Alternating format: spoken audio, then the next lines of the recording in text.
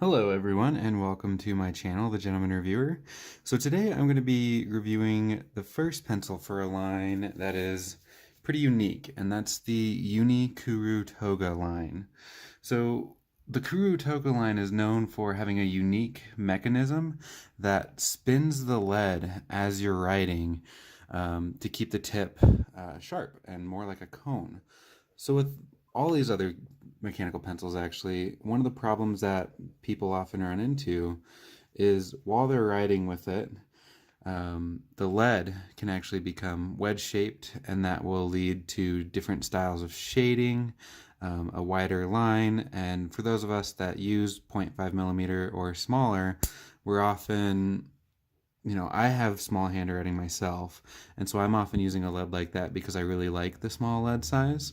And so that's an easy fix by twisting the pencil as you're writing. But the nice thing about the Kuru Toga line is it spins the lead itself. So Kuru is Japanese for, oh, where'd that note go? So Kuru is Japanese for rotating, and Toga is taken from the Japanese word togaru, which is tapering to a point or becoming sharp. So I got that off the JetPens website. They have a really awesome explanation of the different pens in the Kuru Toga line. I think there's about 6, maybe 7. I didn't count before I did this video. I'll be doing a review of all of them over some point. I'm going to be buying the rest of them here in a little bit. So I'm excited to do that. So I'm going to start off with the Kuru Toga pipe slide. So what makes this model different than the other ones in the Kuru Toga line is the pipe slide right here. So as you saw, let's see if I can get it to zoom in for it. So as you saw, that pipe comes out of the body. So while you're writing, not only is the lead spinning in the pen with that mechanism in there, but the pipe is actually going up with the lead. So as it gets smaller, it spins the lead to keep it sharp and allows the pipe to go into the body.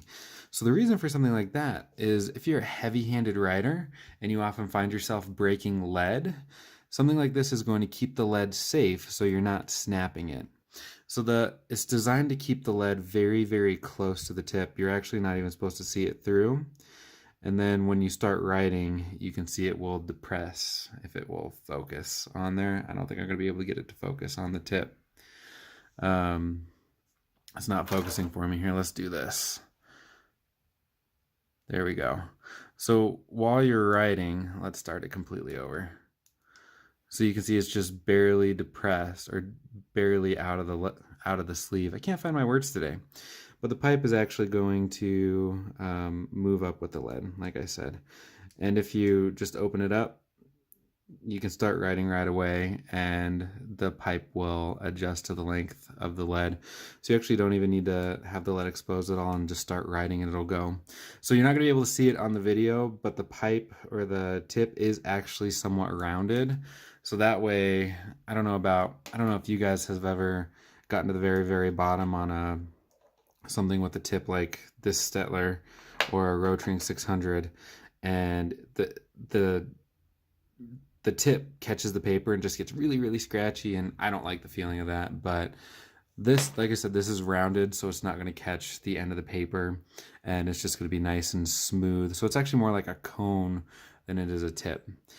And so this one is kind of on the large size when it comes to mechanical pencils. I mean that in both diameter and in length. So an M301 from Zebra, and then a Graph Gear 500.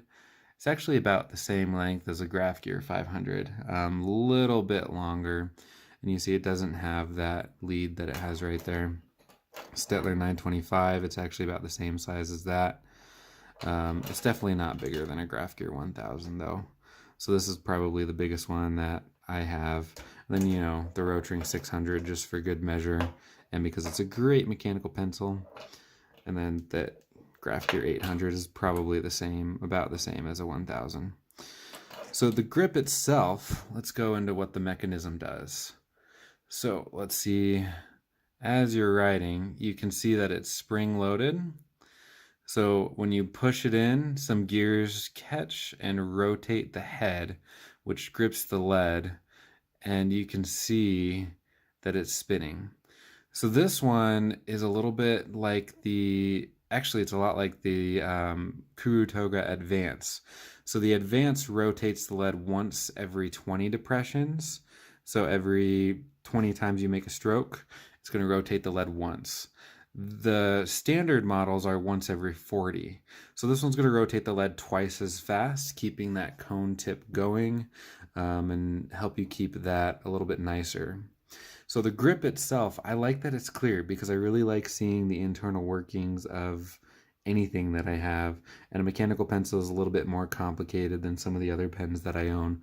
So I think that's pretty nifty that they do that. I think it's the roulette that they just have a little window that you can see that Kuru Toga logo. Alrighty, so let's get into what actually makes up the pen. So the pen itself is fully plastic except for the tip. So it makes it for a really, really light pen. Let me get that to focus down there.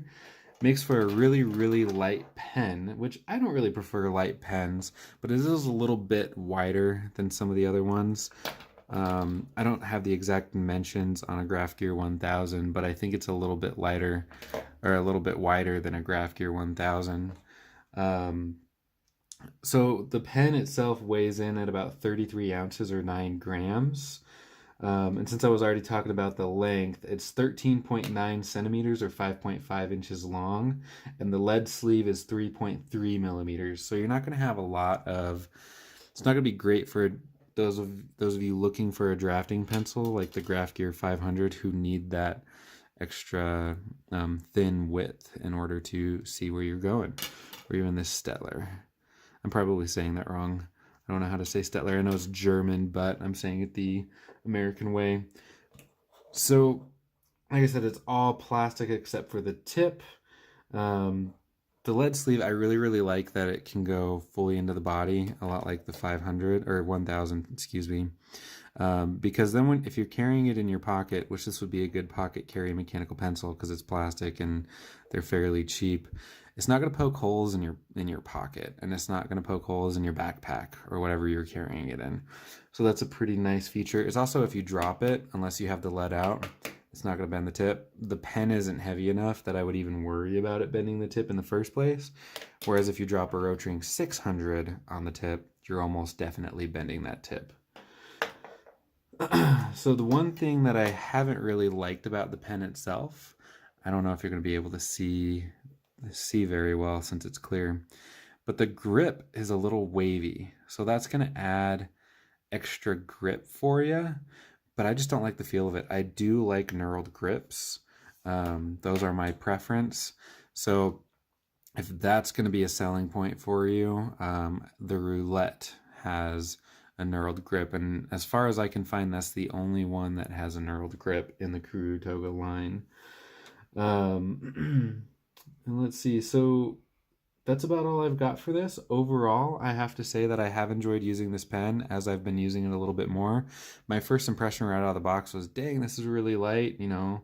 As some of you may have, if you've seen any of my other videos, you know that I prefer heavier pens, like the 1000 or the Rotring 600, or even the Stettler is a pretty good example. The Graph Gear 500 is about as light as I'll go, and that's because it's a plastic body and a metal tip. Kind of like the Rotring 500 actually, but it gives a good balance. So this one, oop, I'm dropping the pen. You know, it does fit well in the hand. It's a little bit wider. I don't think I said how wide it was, but the grip is 10.2 millimeters in diameter, and the pen itself is 10.6. So you're not going to have like a drop in diameter to get to the grip, or it's not wider, is what I mean to say. But the clip is one that I haven't been a fan of either. It's plastic. It does secure it fairly well, but I honestly feel like this is going to end up like a G2, a Pilot G2, and just snap right off at some point. The eraser is actually pretty good on it. It's the Kuru Toga eraser that comes stock with these guys. One thing to note, if you're using a Kuru Toga mechanical, I can't say Kuru right now. Ugh. If you're using a Kuru Toga mechanical pencil, I can't say any words right now. You want to buy their lead.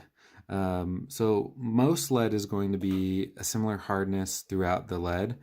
These ones are a little bit softer on the outside to allow the mechanism in here to grip it and twist it. That also allows you to get a better writing surface, to where it's conical rather than getting wedged on one side. So it makes for a better writing experience. I'll actually do, oop, and I dropped the camera. Sorry about that, guys. But now you get to see my little setup. Let me get that fixed again. I don't want to re-record this, so we're just going to go with it. So I will do a little bit of a writing sample for you. Hopefully I won't knock over the camera again. Because the lead is a little bit different than the standard, I'll just stick it in here where I've done my fountain pens. So this is a Uni Kuru Toga. I don't know if you can see the mechanism spinning. This is the pipe slide model. I need to get a better setup so I can write better when I'm doing these things. But the lead works well. I mean, it's got a very soft feel. It's not scratchy like some of the other leads that I've used. It just feels very, very smooth. I don't have a lot of experience with different hardness leads, so I don't really have anything to compare it to as far as B, HB, 2B. I don't know. I'm working on getting there to where I have a little bit more experience with certain types of lead, but I'm not there yet. So like I was saying before, I figured out that I missed a couple of my notes. Overall, I think it's a really good introductory pen into the Kuru Toga line. It's a little bit more advanced than their standard model, which is just the lead rotating mechanism, but it's also going to have that tip where if you're heavy-handed, you're not going to break lead as often because the slide is going to go with it. So I would highly recommend this. I think it's a very unique pen. And this just, it looks cool. You get to look inside and see the mechanisms. I was always a kid that liked taking things apart, so I like seeing how things work, and it's a pretty cool idea that they have it clear on most of their pens. So let me know in the comments below if you've used this or any of the other Kuru Toga line.